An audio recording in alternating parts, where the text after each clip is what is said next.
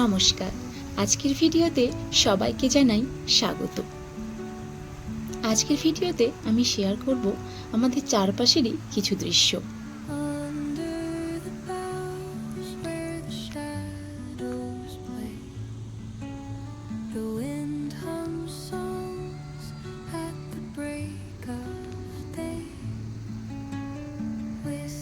সাধারণত ছুটির দিন বা সময় পেলেই আমরা সাইকেল নিয়ে বার হয়ে পড়ি আমাদের চারপাশটি ঘুরতে।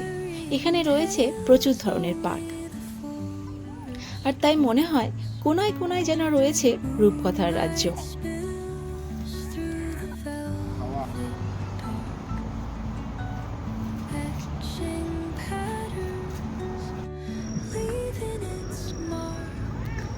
নোংরা বা আবর্জনা তো দূরের কথা, এতটাই পরিষ্কার পরিচ্ছন্ন, আর বাচ্চাদের প্রতিটি খেলার সরঞ্জামকে মনে হয় গল্পের এক একটি অংশ। এখানে পরিষ্কার পরিচ্ছন্নতা যেন এক অনন্য সংস্কৃতি। এদের প্রত্যেকেই যেন দায়িত্ব নিয়ে আশেপাশের এলাকা পরিষ্কার পরিচ্ছন্ন রাখে।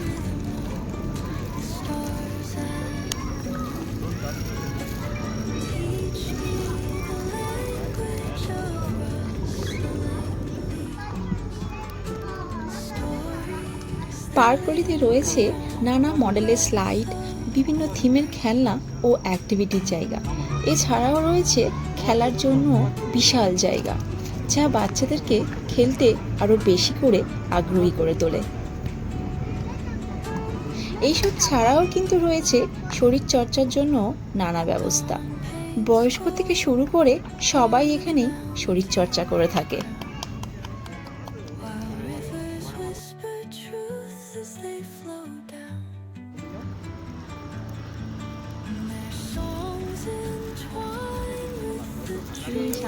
আমরা দেখে এসেছি বা শুনে এসেছি, বাচ্চারা যখন কোনো উঁচু জায়গাতে উঠতো বা চড়তো, সব সময় তাকে বারণ করা হতো যে ওঠো না, তুমি পড়ে যাবে। কিন্তু এখানে ঠিক তার বিপরীতটা যেন। বাচ্চারা নিজে থেকে ওঠে, আবার তাদেরকে উৎসাহিতও করা হয় ওঠার জন্য।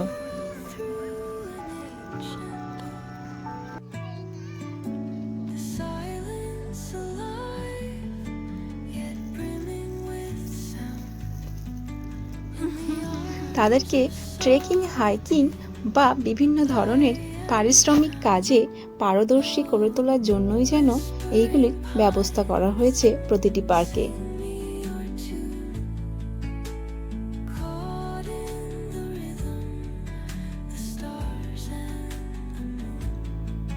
প্রতিটি পার্কই ভিন্ন ভিন্ন বৈশিষ্ট্যের এবং ভিন্ন সৌন্দর্যের।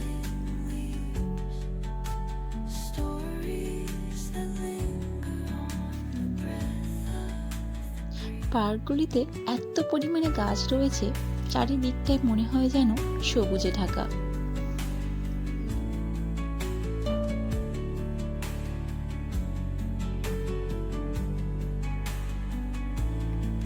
আর যেহেতু এত পরিমাণে গাছ রয়েছে, তাই পার্কে গেলেই সেখানে বাতাসকে মনে হয় যেন শুদ্ধ মুক্ত বাতাস,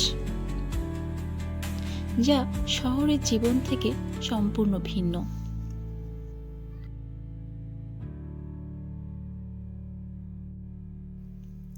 বলা যায় জাপানের এই পার্কগুলি জাপানিজ সমাজের প্রতিচ্ছবি।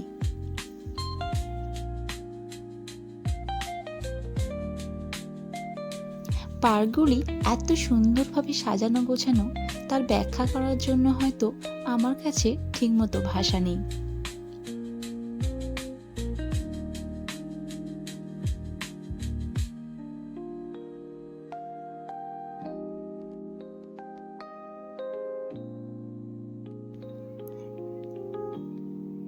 এটা সবারই জানা যে জাপান টেকনোলজিতে সবচেয়ে বেশি এগিয়ে।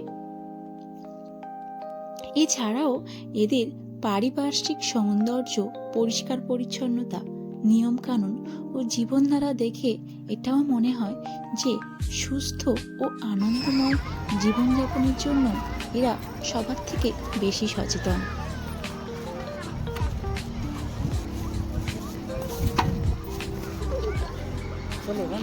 এদিকে ঐশীর আবার হয়েছে আর এক অবস্থা। মেয়ে আমার এখন স্কুলে যাচ্ছে, তাই সকালে তার আর পার্কে যাওয়া হয়ে ওঠে না।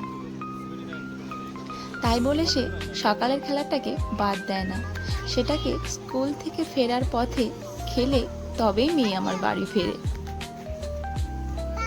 আবার বাড়িতে এসে একটু রেস্ট নিয়ে বিকালে তার পার্কে যাওয়া যায়।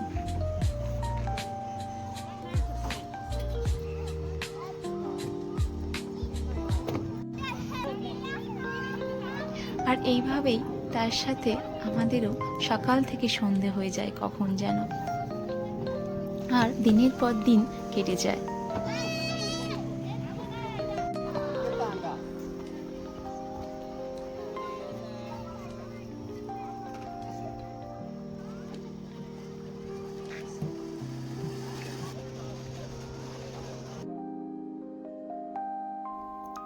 আমাদের এই ছোট্ট ছোট্ট মুহূর্তগুলি আমি যতটা গুছিয়ে পারলাম আপনাদের সঙ্গে শেয়ার করলাম। আপনারা কিন্তু অবশ্যই জানাবেন আপনাদের কেমন লাগলো। আজকের মতো এই পর্যন্তই। সবাই ভালো থাকবেন।